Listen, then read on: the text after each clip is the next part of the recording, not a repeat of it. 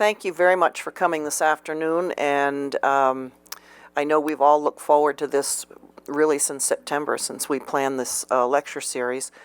We have Dr. Mary Miller with us from Yale today. She's the preeminent scholar of Maya studies, and we've eagerly anticipated her coming.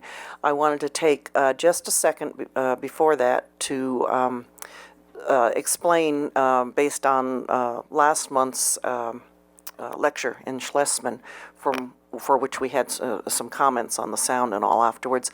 These lectures are planned, as they will be for next year, they're planned a year in advance.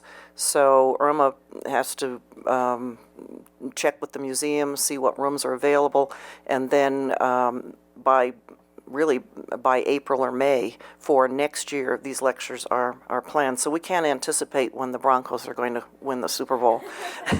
And so we apologize for the conflict, but and then we're also we're trying to accommodate the guesstimated size of our audience, and so for talks that would have less than 60 or so, we will still use the lecture room over in the North Building, and then when we have larger talks, we prefer to use this auditorium, but sometimes, like today, it wasn't available when we wanted it, so that's why we changed the time to 4 o'clock, because we wanted to accommodate as many.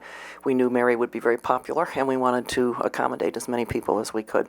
So, and I would just invite you next month. We also have a wonderful speaker who was here last year, Dr. Carl Taube, also a jade expert, and he will be speaking on March 16th at 2:30 in this auditorium. So I'll turn it over to Irma, who's done a wonderful job planning it, and she will introduce Dr. Miller. Thank you.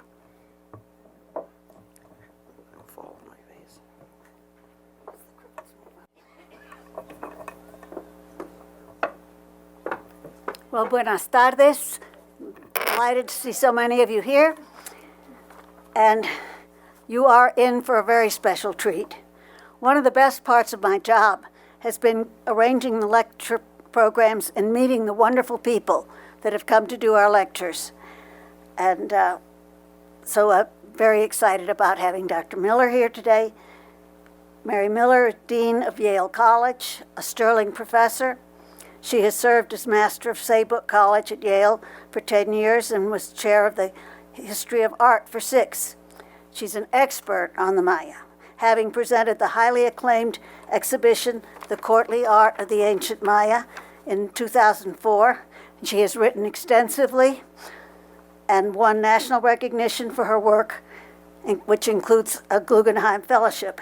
She's a member of the American Academy of Arts and Sciences. Now, one quick thing before I let her have the stage. We have to be out of the museum by 5:30.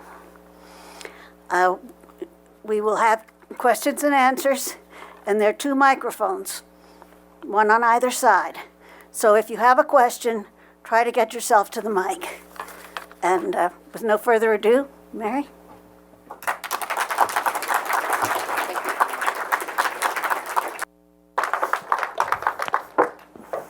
Well, I've been given my marching orders, haven't I?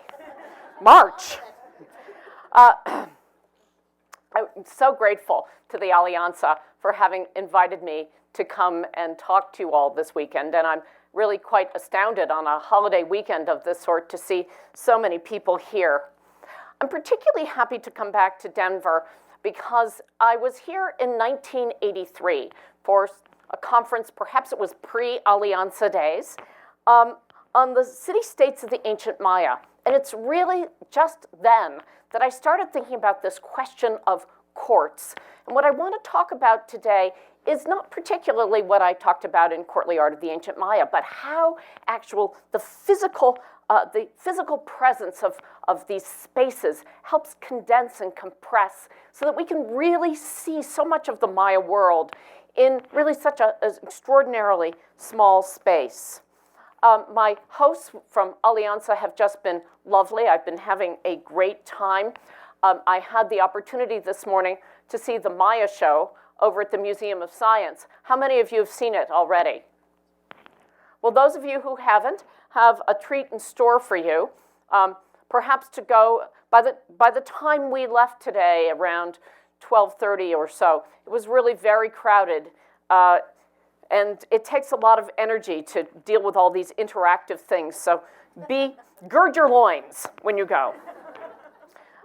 Then yesterday afternoon, shortly after I'd arrived from Chicago, Irma took me through the permanent collection. And I have to say, it was such a dream to see the works in this museum. And I was so stunned by the quality of objects that are here. It made me realize that I will be back to Denver before you know it. So let me just launch into what I want to talk about today. And to frame it by saying we're mainly going to be in the 8th century AD. As some people walked in, they said, I don't know anything about this subject. And I said, I promise, you need to know nothing. But I also want to make sure that I have something to say to those of you who know a lot, because I know you are also here in this audience. Let me just orient you and show you where we're going to be this afternoon. It is still this afternoon. I'm not on Eastern time. It's not quite yet this evening. Just so you can focus yourself on the map and see the places that we will be spending time in this afternoon, and perhaps most of all in Palenque, which turned up as the last pink bubble over there to your left. Now, when I talk about the compression of the Maya court, let me start by the largest possible vista of the Maya, by starting with the sea that surrounded their world, Atlantic and Pacific, and the kinds of things they imbued with value, things like spondylus shells. And I'll show you just a second the kinds of things they made of them and the kinds of things they did with them. Spiny oysters found at about 20 feet of depth, out to about 40 feet of depth. So the people who dove for these in order to retrieve them, they wash up on the beach, of course. By the time they do that, they've lost all of their dangerous spines. We find them cached by the hundreds at Tikal, for example, with their spines intact. And sometimes they were probably the source of beautiful pearls. People who did this for a living surely lost their hearing. And the Maya were also focused on some of the most powerful animals of their world: the caiman, the jaguar, the eagle. And we will see these creatures as they are also compressed and embedded into the world of the court. The most potent snakes, the boa constrictor, the dangerous fer de lance.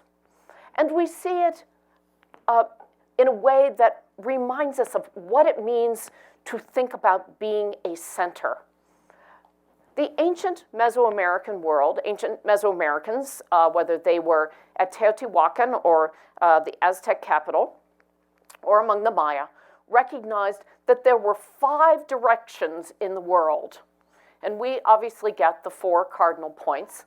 And we completely understand the idea that east might be the most important. That is, we look to the east, we see the sun rise. But I think it's a little harder for us to grasp the concept of center. For to us, center seems like a place.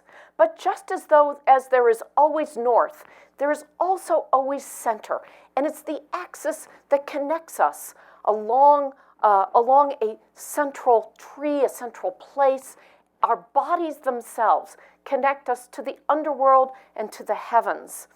And it is this notion of center and a centering device that we see in something, say, like the amazing tomb. This is the only good color picture that was ever published of Burial 10 from Tikal, was in fact in Life magazine in 1964.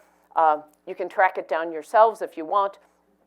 But we've got spondylus and pecten shells, and bird bones, jaguar bones, all of the things that tell us that this tomb was center. The notion of how the Maya also adorn themselves and take these spondylus shells. Here we see them as they are represented at Bonampak in color on the bottom, and on the so-called Bonampak vase excavated from Tikal, probably from around the year 725. As I'm going to be making a few leaps back to earlier centuries, but by and large, most of today's talk is going to stay in that 8th century. And by wearing all of these luxury items, these expensive centering devices of spondylus and jade and of tropical bird feathers, even these fancy cotton textiles, they are turning themselves not only into centering devices, but into what my colleague Steve Houston likes to call walking tribute bundles. One of the central features of being at the center across all of Mesoamerica is to be in a place of water. So, for example, in this extraordinary tomb at Rio Azul, where the body would have been along the central axis that we're looking at, and offerings in the niches on either sides, surrounded by gods and painted in 3 shades of red, as you can very clearly see as you look at it and you go, oh wow, look how they're carefully distinguishing these different shades in the palette. But the lower level is all water. Why water? Well, I think to understand the concept of this watery centering device and how it helps us compress the world, we have to turn to the time of the Spanish invasion. And to look a little bit, this is the, as you can see, carefully noted in the colonial text, it says Tula up above. It means it's a tolan, a place of cattail reeds, which you very specifically see here. But the Aztecs and most people in central Mexico referred to such places, a tolan, a place of cattail reeds, by another term as well. And they called it an altepet, a water mountain, a place where water streamed out of a hill. It was here, for example, those of you who've been to Mexico City know very well the Hill of the Grasshopper, or Chapultepec. And we find that this water mountain has other meanings as well. It really means a civilized place where you have made a center, where you have found cattail reeds, ideally, won't always find them in the Maya region, and where you have water associated with the city. And the Maya will go to extraordinary lengths to bring this sense of altepet, which I believe is one of the most ancient notions of Mesoamerica. We see it very clearly. This is the famous Cortez map of 1524, where we're looking at the Aztec capital. It was, in fact, an island in the middle of a lake. How perfect was that as a centering device? It's based, Cortez's map is clearly based, as Barbara Mundy has shown, on a pre-Hispanic drawing, which does not survive. But it gives us a strong sense of what this city was like. Well, so if we leap back to our little image of Tula, and it tells us that there are a number of other things that this image is telling us about. But how can it help us inform our understanding of a place like Palenque? And Palenque, in many ways, will be our home.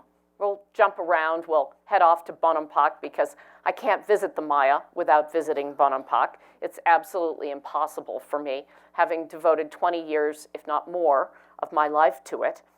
But if we take a look at how the whole plan of Palenque works, and if you take a look, you can see that here's the Palenque Palace, and the water is running out of these hills and down. This is the road. How many here have visited Palenque? Okay, great. You can orient your neighbors to the map. This is the modern day road that you take up to the site. And these are the courses of water flowing out of the mountain and down the hill. Palenque always looks upside down when you actually put north at the top. And these are the famous Queen's Baths and the like. Is this making a little red dot or not? Okay. We'll forget about it. We won't try to use that again. And the aqueducts all start at springs up at the top where the water is canalized. Otherwise, in fact, Palenque would be awash. These buildings would be washed away annually. And the water was controlled in order to make of Palenque a water mountain and a controlled place that, by exhibiting its very control, shows us that it is a place of civilization. If we turn to nearby Yaxchilan, nearby in Maya terms, probably a couple days walk. You can get there today by bus and boat in about 3.5 hours. Here at Yaxchilan, in order to show us this watery, underworld kind of place, and if you go to the exhibit over at the Museum of Science, in fact, you will find your way to the caves very quickly because you will be drawn there or repelled by the sound of dripping water. I'm looking at Carrie Dennett, who was going crazy with the water torture experience in the show today. But there's a carved stalactite, or as archaeologists prefer to call them, speleothems, that has been placed right in front of the temple so that we understand that there's a watery cave right here. And then this building that celebrates the rulership of King Shil Jaguar, completed in the year 755. He's also the subject of the stalactite. And we're going to return to this ball game riser. Pay attention to where it is because we won't see this slide again. Making of this a water mountain. It doesn't happen so explicitly at every Maya site, yet it's a kind of ideology I believe is there.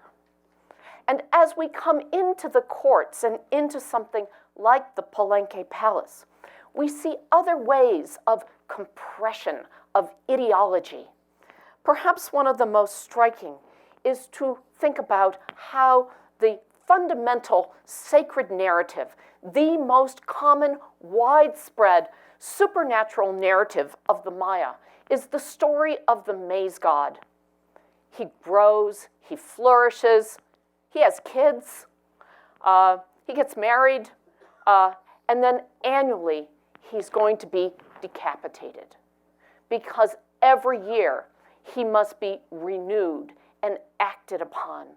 As a result, our Maya maize god is the epitome of Maya court culture, of humanity itself with its fundamental limitations. We are going to die. And yet, like the maize god, and that is the head of King Pakal, who died in 683 on the right, and the Copan maize god at the British Museum above, and they're gorgeous maize gods of this sort at the Maya show. You will begin to think that they hired me to talk about their show as things go on in this.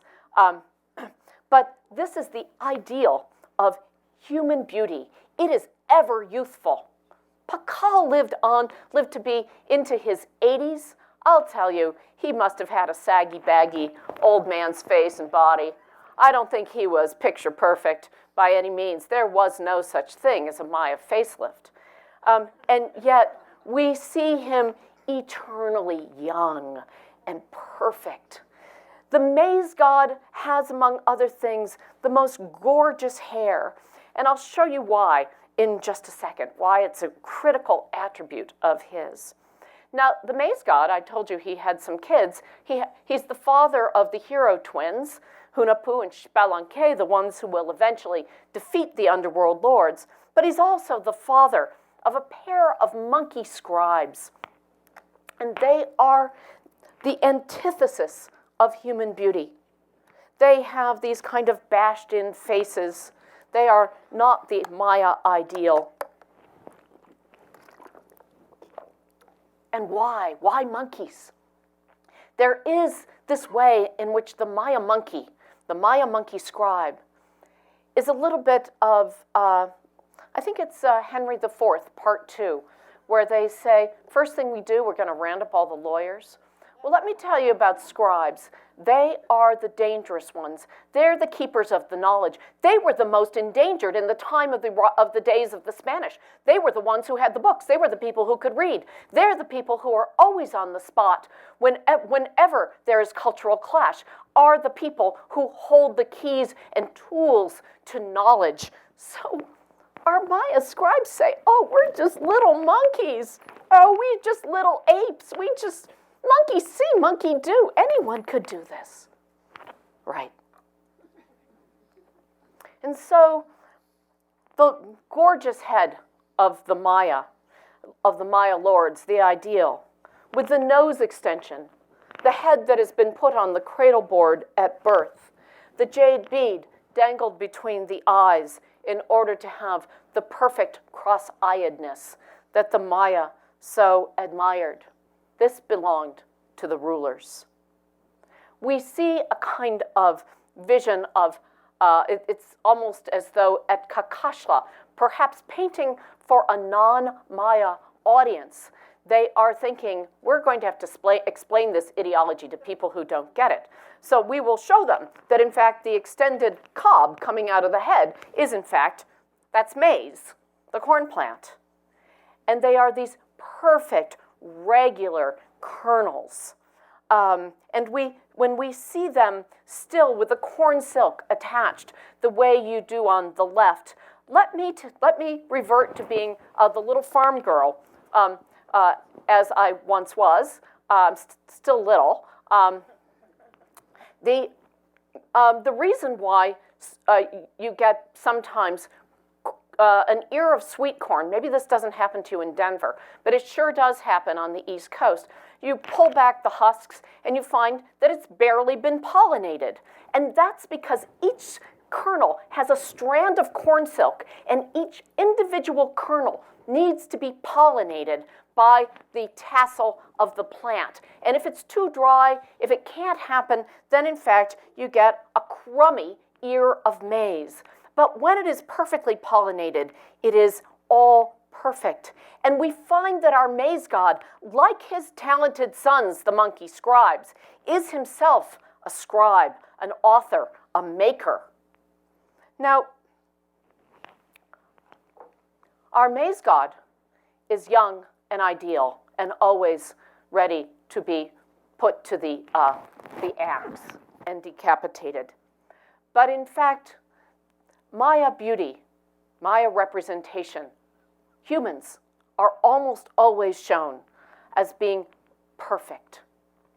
In fact, Steve Houston, Carl Taube, and Dave Stewart have recently written about this and talked about the imperfection of the body is an act of dishonor against their representation. So, but it's true that some representations of humans are not perfect. The head on the right is of an unknown lord from Palenque, surely a human. But in fact, if Maya representations like that of Pakal do not age, yet many Maya deities are from the get-go old, craggy, toothless, powerful in the age that accrues to them. I take some comfort in this. Now in my fourth cartoon, I am happy to think that in fact wrinkles and the imperfection of the flesh might be a desirable sign. And nowhere is it more powerful than it is for someone like the old god El, whom we see in his palace here, toothless, face totally craggy. In other representations, we can see he's got that kind of saggy-baggy, old man, bad abs look. And he's always smoking. And he has the most fabulous clothes, often surrounded by beautiful women, because it turns out money talks. Now, also surrounding, let me jump to this. So also surrounding the maize god, and actually surrounding maize itself, is that if you've ever been in a maize field, you will know that there's some number of stalks that get a corn virus, a corn fungus that infects them. Now, this has now become a high-end cuisine item, wheat bacoche. You probably will find it served in the best restaurants here. The Mesoamericans, and particularly we know the Aztec term for this, is smut. And they mean smut, like dirty literature, like dirty stuff. They don't deny it's beautiful and delicious to eat, but they also say it's fundamentally dirty. And it perverts it takes over the stalk, and it changes what maize looks like. Well, who accompanies the maize god? Dwarves, hunchbacks. Perhaps they are the very personification of the deformed maize. We see them at court with Maya rulers. Here you see a dwarf, a hunchback, and then a regular guy, and then you see, look at those hands with the off-camera trumpets playing right here, and big containers of what is probably alcoholic stuff under the throne. It's going to be a heck of a party. But why dwarves? Why do these dwarves matter so much at court? They are among the compressed. In fact, there's some studies that show that anencephalic dwarves are particularly nimble of mind. Of course, the courts of Europe also wanted dwarves at court. How nice. They tell good jokes. They also are smarter, on average, than your average person. And then think about the way that in so many cultures, they are ostracized and rejected in their communities. You bring them to court, you get brains, some talented jokes that they tell at their own expense, and you also get absolute loyalty. The most trustworthy people at court are your dwarves and your hunchbacks, your cadet attendants of the maize god. All of this is taking place in spaces. I show you this panel, this fallen panel at Palenque, that begins to give us a stronger sense of what these spaces are like. We see them stripped away of all of their accoutrements. But imagine when you see these huge stone holes. This is to drape the swag curtains and to hang and create a real interior space. You sit in the palace and, there's just the tiniest little suggestion cut off here at the top of the swag curtains here. I took this picture yesterday in the upstairs in the museum, or across the way, I guess it is. And you can see the beautiful swag curtains. And just imagine these now unfolding into our courtyards, creating all of these livable spaces with the dappled light that dances across the steps. Death is another way that we find the compression at court, not just of a life, but of a narrative and of a supernatural presence, creating the place of the power of the center for the veneration of ancestors. Again, Palenque gives us our most extraordinary example, where sometime before King Pakal died, man, he was old. He, into his 80s, this is an extraordinarily long life. So he had time to begin to plan how he would be addressed in death, with a sarcophagus made of stone at the base of a staircase, so that the sarcophagus was set in place, and then the building with an interior hidden staircase rose up around him. And after he had died, and his sons carried his body wrapped in white cloth up the stairs and then down the interior staircase, then they filled in the staircase so that his tomb could never be affected, never be looted. And on the exterior, on the top of his sarcophagus, perhaps you can't see it too clearly here, or perhaps you can see it much better. It's I who can't see it. It is Pakal rising out of the underworld as the maize god, ever young, ever renewed. It's also the characteristics of the strange way in which he's buried. He's in a shape of a sarcophagus unique to him, as so many things at Palenque have a certain kind of both, they both are highly explanatory for the rest of the Maya world, and yet at the same time are so much more detailed than some other examples. In any case, he's in a great uterine-shaped sarcophagus, as if he has been placed back in the womb, in the costume as you see him in the reconstruction. And then, in one hand, a nearly perfect round sphere, and in the other, a nearly perfect square of jade, as if to compress a kind of geometry. Now, I have to say, I go and I look at the, I stand with people in the National Museum looking at this installation, and there's a lot of New Agey stuff going on. I don't buy the New Agey stuff, but I do find the power of the square and the cube and the sphere extraordinary. He's wearing 10 really nifty rings, too.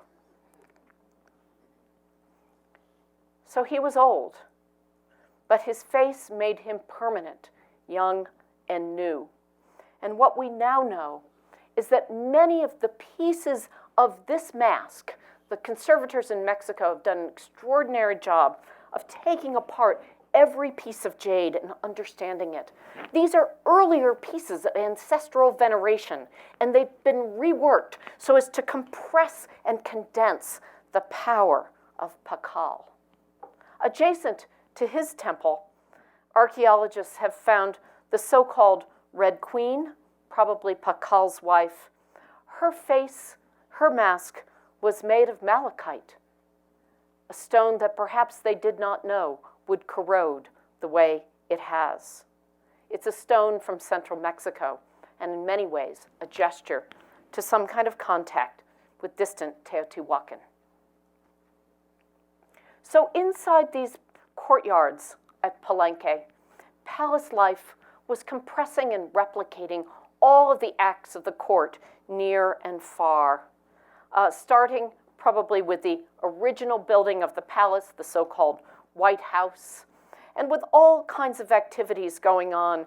Here, this well-known vase from, known as the Pellicer vase, a poet of the city of Villahermosa, that shows a hammock being strung, dwarves at court, fancy offerings of tamales, absolutely the luxury of life at court. And often with the kind of, yes, this is a picture that was taken against what looks like someone's freshly pressed blue jeans. These are the old, I'm looking at Inga thinking, I wish you would go photograph this pot. You have it? Okay, good. Because this is a pot from Ceibal, where we see the ruler, again, under some swag curtains. You can see them right here. I've discovered I can use my own pointer, which is so much better than trying to use and he's looking at himself in a mirror. Let's look at mirrors. In this stunning pot from Dumbarton Oaks, the ruler's eyes focus on his representation in the mirror, and this dutiful attendant makes sure not to come anywhere close to that glance. And look at the little miniature pot, as if the replica of this very thing. But what about Maya mirrors themselves? The single most extraordinary Maya mirror to be excavated is this one, found at Bonampak a few years ago in a context that suggests it was at the ruler's feet in a tomb, so he could eternally look at himself. But look at these polished pieces of pyrite, of fool's gold, made 59 pieces, perfectly filed. This is the kind of puzzle tesserae, taking, again, compressing them to make a single thing.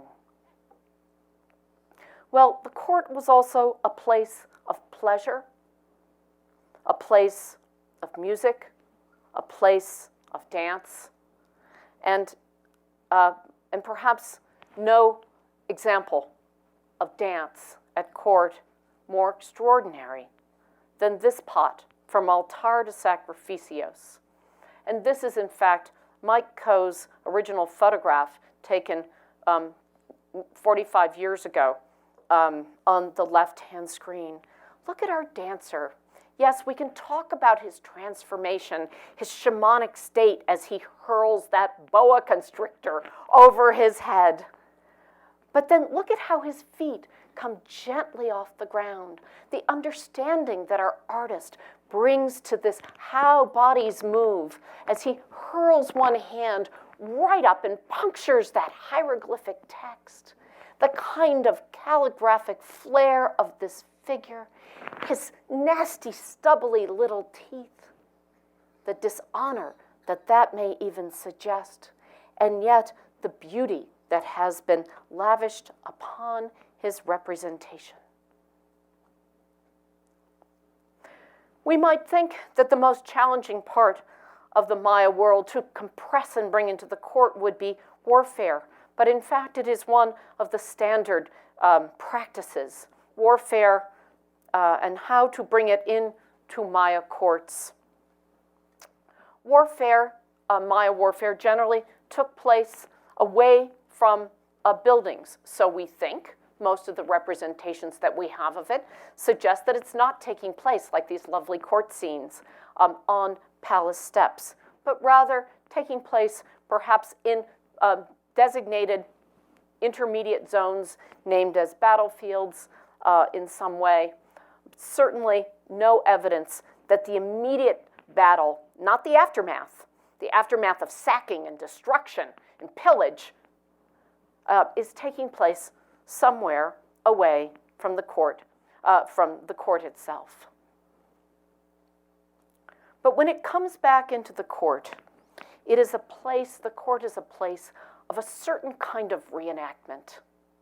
You know, we probably way overestimate how much capture there was as opposed to outright death in battle. There certainly was a fair amount of capture. It's one of the things that really scares the living daylights out of Bernal Diaz and his men when they're fighting the Maya along the coast of Campeche, Cortez's men. They don't want to be captured because they know they'll be tortured. They'd rather die on the battlefield. And there's pretty good evidence that there was a lot of death in the battlefield, but the most elite warriors were captured. And I'll show you a good example in just a second of how this happened. But in fact, and so these elite warriors who would be brought back to the court in order to reenact and relive their capture and their death, their demise, time and again. We see it at Palenque with these about twice as much larger than life. I think I have an extra word in that phrase. 2 times natural size, these large, humiliated captives, some with arms bound, the one on the far right with an enormous distended penis. I'm going to show you an image that you cannot decipher, I'm sorry to say, which is a huge live rock outcropping at Calakmul that had 6 captives depicted on it at a vast scale, about from me to that thing in the middle of the stage. So a huge rock outcropping, probably for the performance of our captive sacrifice. And grossly drawn. Everything at Palenque almost everything is beautifully rendered, except for the gross features of these captives. Their stones don't match, probably brought from far away. Stones perhaps offered as tribute, stones even carved and repurposed out of something like that laja. In order to bring the battle into the palace itself, And here's an old picture from the 60s for those of you who miss the 60s.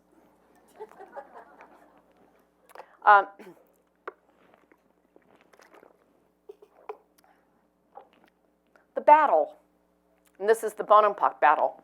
The battle was a scene of chaos. What we see when we look at these battles is that there are often 2 or 3 warriors working together. And I think that this is probably the habit of the ball game. The elite practice, a little bit like our elite warriors of the Middle Ages and of the early modern period in Europe, who are, they're jousting together, they're playing elite contact, elite sports, so that when they go into battle, they at least have some familiarity with how to work with 1 or 2 other individuals. The Maya ball game was perfect for this because you really had to get to know your teammates' moves very, very closely. So you could read each other's bodies. It probably made for great success on the battlefield. But then some captives brought into court. And this is a panel at the Kimball Art Museum. Once again, we see the swag curtains. We can now imagine how they are extended out onto the steps of the palace. The responsible warrior or warlord delivering these captives up to the visiting ruler. In this case, the Shil Jaguar, the younger, let's call him, of Yaxchilan, just around 790 or so. What happens to these captives? In some cases, we find that they're more crudely rendered just from the get-go on monuments themselves.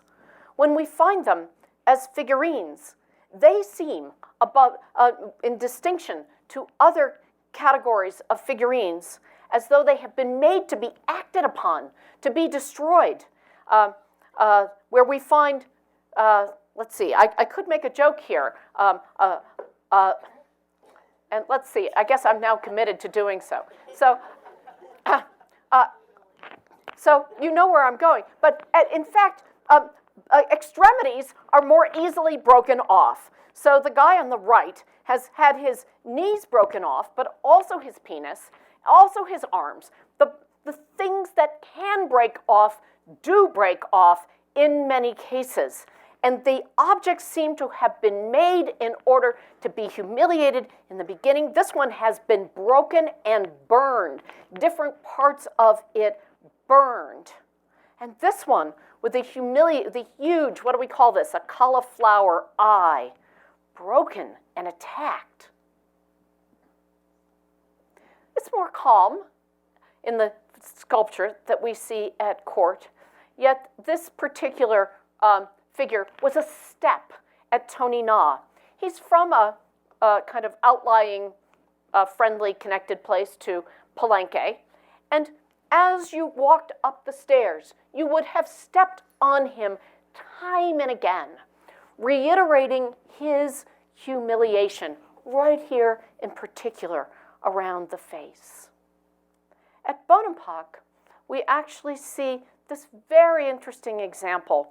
I'm showing you the infrared of the captive in the reconstruction at left. He's one of the most principal captives whom you can pull out in all of the paintings.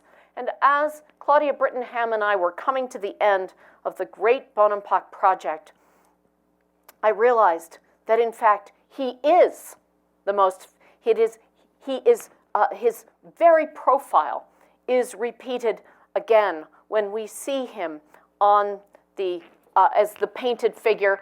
We're looking at infrared so you can really see the calligraphic line. He is the figure on the top of the stairs.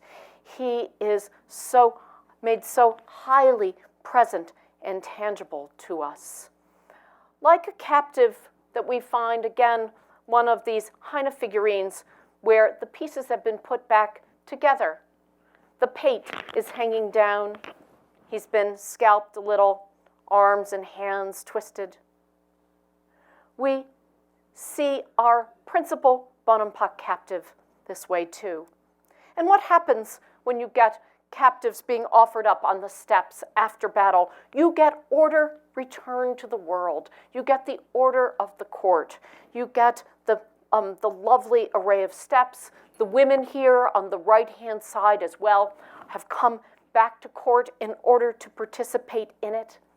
And yet it's one of those problematic images that, as I have spent so much time thinking about who is looking at this wall in Bonampak, who is seeing it, and I've suddenly been able to make more sense out of it.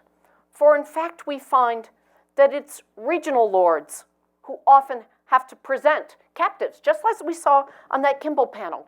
Or here, a panel on the right that's in Los Angeles County Museum of Art, a warlord, he's taken a captive. 2 days later, he presents that captive on a panel at Piedras Negras. It's the great chain of being. You send out your warriors, they make their captures, and they hand them up the food chain to the most powerful ruler of all. And in the case of Bonampak, it is probably this same shield jaguar who was sitting on the throne, on the Kimball panel, because he gets around. And he was commanding wealth, power, and prisoners from a very large and extended region. In fact, all of the Bonampak murals, and I love the fact that they have a reconstruction of the temple itself over at the Museum of Science, a word from our sponsor once again, where in fact it is everything about the court. Bonampak's a little place. They barely have enough buildings to be all the buildings where this kind of courtly activity is going on. It's as though it's a yet further compression. Who needs architecture when you can make paint believable?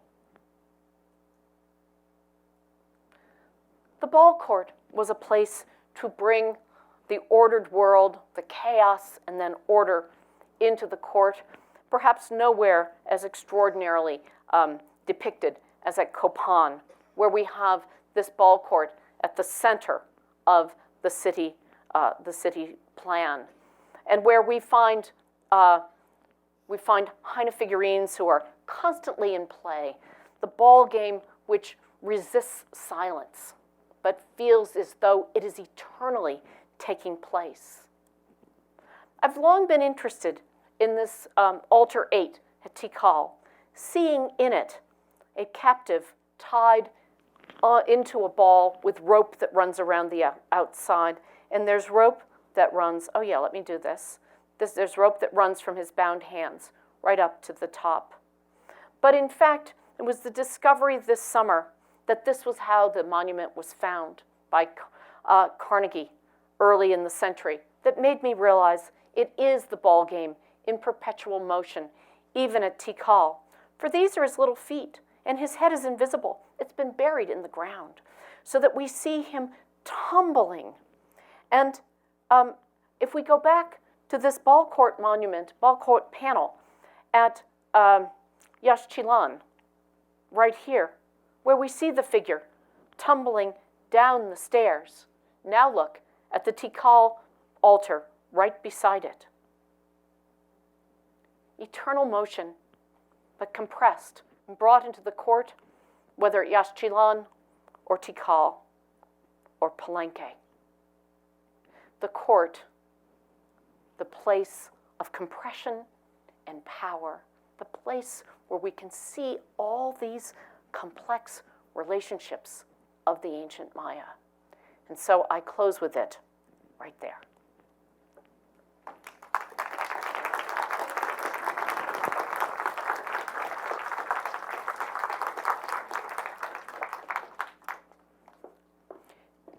Now, I promised Irma and others in the Alianza that I would be sure there was plenty of time for questions. And so I hope there truly is. We have to be out of this, not only out of here, but I think they have to be able to lock the doors behind us by 5:30. But we've got time to have a conversation if you'd like. And apparently we have microphones.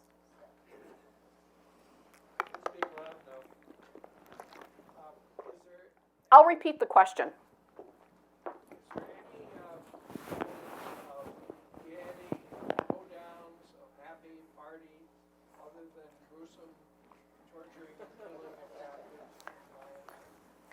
Sure. Let me tell you what the question is. Is there some gaiety? Is there some joy? Is there a hoedown? Okay, I'll go for the hoedown. So again, I would say to get a sense of this, go over to the Museum of Science, where room 1 of Bonampak is fully unfolded along the walls. And you can see that we've got dancers in these enormous, great Quetzal feather costumes with a stuffed boa constrictor in the headdress and jaguar pelted hip cloth. And they're dancing while most amazing musicians are performing around them.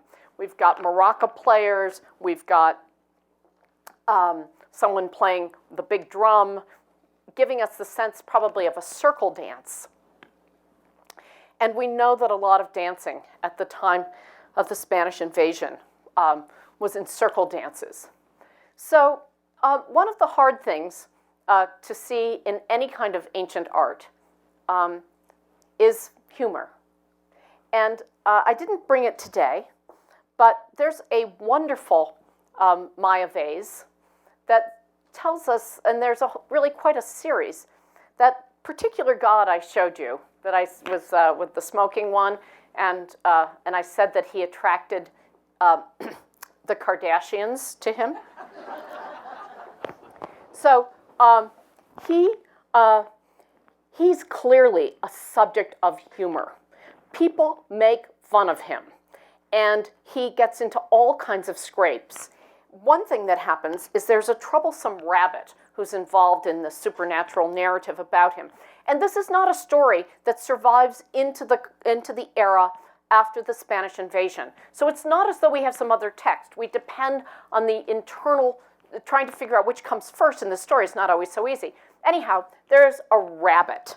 And the rabbit seems to be the child of the moon goddess. The moon goddess lives in the moon. The rabbit also lives in the moon, and she seems to have given birth to the rabbit. And the rabbit is a really unreliable character. He's clearly a spy. People make fun of that. And he's clearly, and he humiliates that old wealthy god by stealing his hat and the rest of his clothes. And then hiding behind things like the sun god going, oops. So there is some humor. Now, I would also say that there are a lot of Heine figurines. I showed you the ones, objects to be destroyed, but there's a cluster of I can probably think of about 20 of them that show beautiful young women. They're paired figures. I don't think there's one here in this collection. They're paired figures. There's always a beautiful young woman, and she's got a date. And sometimes it's a craggy old man, and sometimes it's a bunny, and sometimes it's a coyote, and sometimes it is a creepy amphibian. And I have to say, these have got to be funny, because you look at them and you just feel like they're funny, and oh, they're whistles too. So, and when you pick them up to blow them, you turn them upside down, and the whistle part is at the, let's see, what would be a polite word for this? It's not a finished posterior of these. However, it seems as though if you were actually playing this whistle, so once you start using them, they become funnier, I think, it would look to others as though they were upside down and you were making music by the way that you address the posterior. There are a lot of figurines that are whistles upstairs, and most of them, when you try to imagine how you have to manhandle them to play them, are pretty funny. And I think a lot of figurines were made for amuse. They have an amusing quality if it is not the sole purpose of them. That was a very long answer. Yes, straight out here. Mary, I'm going to pass this mic around. Easy. So you have the figurines that were meant to be broken off, the extremities broken off. Was that reflected in their treatment of the captives? So the question is, if there are figurines who were where the body parts are broken off. Is this reflective of their treatment of the captives? We find that the way that Maya sacrifice of captives unfolds rarely is a straight, let me rip your heart out and offer it to the sun in the style of the Aztecs, but may involve much longer, in fact, including some cases where we think captives were around for many, many years and may have undergone different kinds of, we would perceive it to be torture. I didn't spend much time on the Bonampak murals, but the captives who are across those steps are having either their fingernails ripped out or the end, last little part of the digit trimmed off. And the famous reclining captive, the one along the diagonal, he has cuts across his body. Small, he's dead, but he also has small cuts across his body, suggesting that the experience of being able to collect blood from him before his death was an important feature of that offering. So blood is normally collected on pieces of paper in order to be burned and to create that kind of smoky vision for the gods. When you go to the Museum of Science, they have replicas of lintels 24 and 25 from Yaxchilan. And 24 is the one where she's running the rope through her tongue. Elite Maya men and women are also undergoing personal bloodletting at the same time that captives might be undergoing bloodletting as well. Women are drawing blood from their tongues and their ears. Men are drawing blood from their ears and the penis. Yes, right here. Oh, nope. The mic is back there. Yeah, sorry. Okay, I'll go to the mic.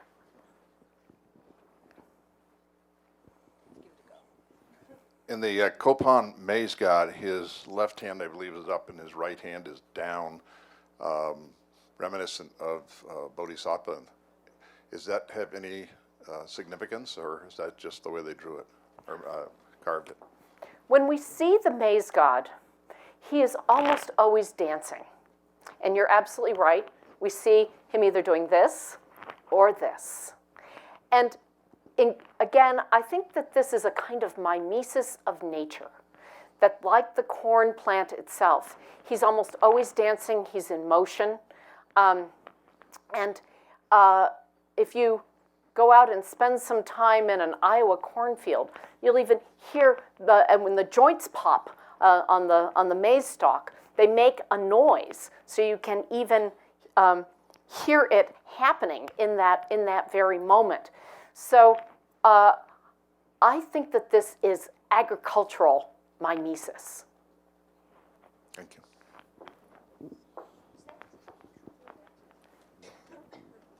Oh, And I'm trying to get to the side, I think, so I'm not staring into the light. Maybe I should walk over here. you mentioned that at the court the most trusted figures were dwarfs and hunchbacks. Why were the abnormal people in the court, why were they the most trusted? So you all heard the question. It's a pan-Mesoamerican phenomenon. So, for example, we know that at the time of the Spanish invasion, Maracutsoma had an extended group of dwarves who were his entertainers and his companions. But my suspicion is that these dwarves, usually any kind of, even twins, were considered in some cases quite dangerous for the Maya. That any kind of, anything that a community might consider an abnormality could be shunned or rejected. So by adopting them into the court, by making them special, they have no loyalties outside. And I think one of the problems that we probably don't give enough attention to is courtly intrigue. Where are there the betrayals and the complex, if you think of something like the Tale of Genji in Japan, where we've got endless courtly intrigue of some plotters plotting against one another. One could imagine how this coterie of dwarves could be utterly reliable and not participating in that. I'm sure they were gossips too, but everyone is at court. Mary, I think you just said something really important. They're rare, and then they're valuable. Well, dwarves are rare, so they would be valuable. Just like jewelry. And that means you can collect them if you're the king. No, if you're the king, you can order it done. You know, the kind of power. And one would imagine these dwarves seem to have had very good lives. There's one that was, one dwarf excavated at Tikal along with what seems to be a ruler. So that they, in death, were as in life. And in fact, many of the Tikal stelae show a dwarf along with the ruler. Yeah. Okay, I guess I have a mic. As you start looking at stelae and panels and lintels, you start seeing the same gestures over and over and over. Somewhere I saw a catalog of these. And can you just make some remarks? Perhaps you'd like to demonstrate some of these. Well, there are a number. I'm afraid that my inventory of gestures that I know best are the captive gestures.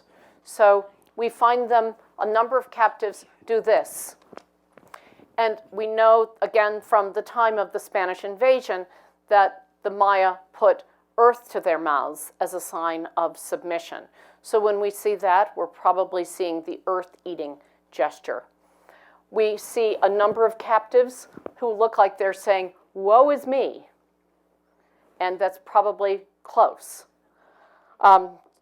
We see supplication, that Maya captive at the top of the stairs at Bonampak is clearly supplicating, and the king, I want to say, is having no eye contact with him at all. His fate has been predetermined, I feel very confident, so that the king is not even interested in this. And I'll just actually show you that again, because it's kind of interesting if you are looking for gestures.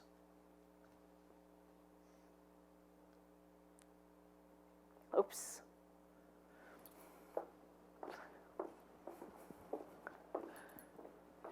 So you see the supplicating captive, and all of these captives are reaching out. Some of them are showing their bloody hands. And the gestures of the warriors to the right, to the left rather, are pretty much, I've got my staff, and they're being shown as quite stiff. And so is our victorious king here at the center, Yahao Chan Muan. Now, it's interesting to think of who made these paintings. Were they made by captives? And if so, you will notice that they have made the captive bodies exquisitely beautiful, and they have made our eye turn to them time and again. I don't have the photograph with me today, but if I show you how that bench works in that room, and you're looking back at that doorway, in fact, you barely see the king. Your vision is almost entirely comprises these captives, as if to make them the center of the visual field. I would also just say that the single worst thing you could do to artists would be to destroy their hands.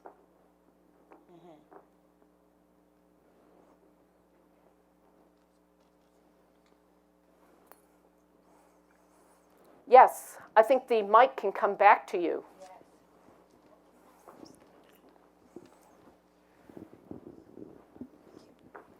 So when you look at Bonampak, what was it really used for?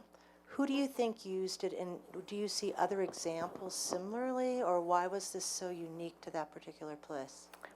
Thank you. I didn't plant someone to ask a Bonampak question, but thank you for asking about Bonampak. It's always fun to talk about Bonampak.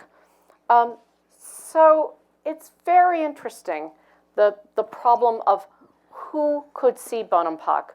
Let me just say that this wall was very poorly illuminated most of the time, and that you could have seen the south wall, where the light comes in and illuminates the south wall pretty clearly at dawn. This wall would always have been difficult to see.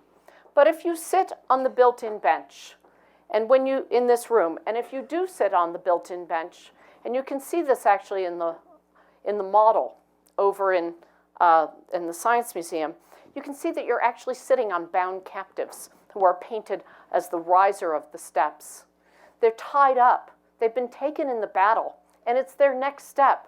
And as soon as you sit on that bench, you're one of their captors, if not in reality, metaphorically. Room 2 is the largest of the 3 rooms. And a powerful but nearly invisible presence in these rooms is Shield Jaguar of Yaxchilan. In room 1, it says that he is the actor naming related to the new king of the site, or someone who is being placed in office in just then in 790. He's named in the text, he's not depicted. In room 2, the lintel over this doorway shows him as a victorious warrior. Beautiful polychrome lintel. And in room 3, there's a little tiny text, the size of an inscription on a Maya pot, that says, and it happened in the land of Shield Jaguar. Now, as I've thought about all of the other monuments away from Yaxchilan that refer to Shield Jaguar, they're almost always about what I would call the ladder of wealth and captives, handing things up the food chain. And it's also true that Shield Jaguar comes down to the hinterlands, and he's depicted as he is on the Kimball throne. He's out in the communities. But I wonder, just as that Kimball panel was made for him, was not perhaps Bonampak made as his place? He is the brother of Lady Rabbit, one of the women here. So we're closely intermarried. And perhaps when we look at this, we're seeing, imagine being Shield Jaguar, sitting here, and now receiving all this flesh. The gift is to him. That could be one thing they're used for. The fact that they're so hard to see, everyone wants to imagine, okay, there's got to have been a torch system. But I think sometimes once you know what something looks like, you actually don't need to see it. So you know that it's there, and you can visualize it. There are many ways in which the imagery of Bonampak can be put onto you could imagine it on a kind of screen fold, an unfolding narrative. And so it may have been common imagery in a Maya book of that time. The building itself was always wrapped. So there are ways to tie and cover and wrap the building, not only on the outside, but on the inside, presumably with white cloth. So it was probably protected. I think they were probably trying to protect the paintings. But I also have to say it must have looked a little like a Cristo, wrapped up most of the time, and perhaps not so accessible. And then in the end, what was it used for? Well, it wasn't even finished. So, whatever it's made for, it can't really ever enjoy it.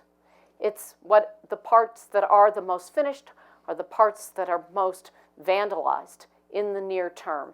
the images of the three dancers in room 1, the young lords who seem to be competing for courtly honors.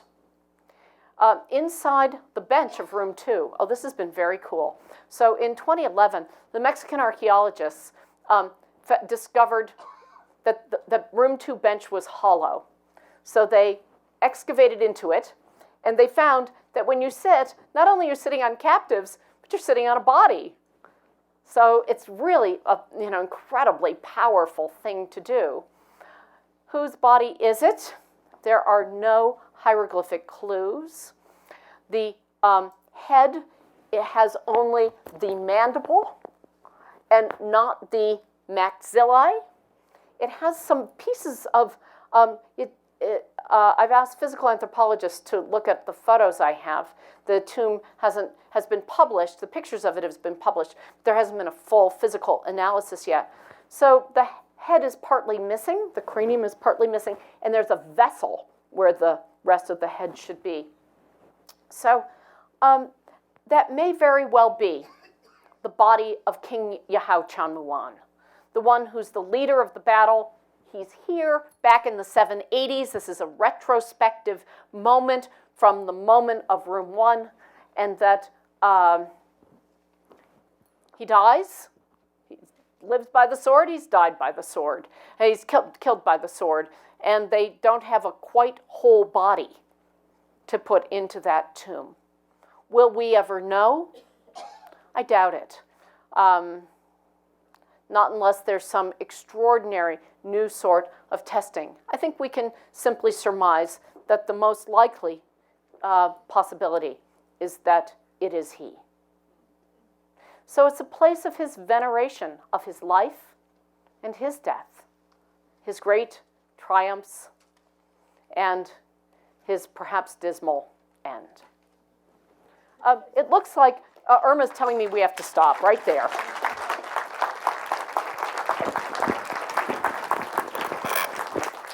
I saw a guard come by, so I'm thinking we are needing to exit this room as quickly as possible.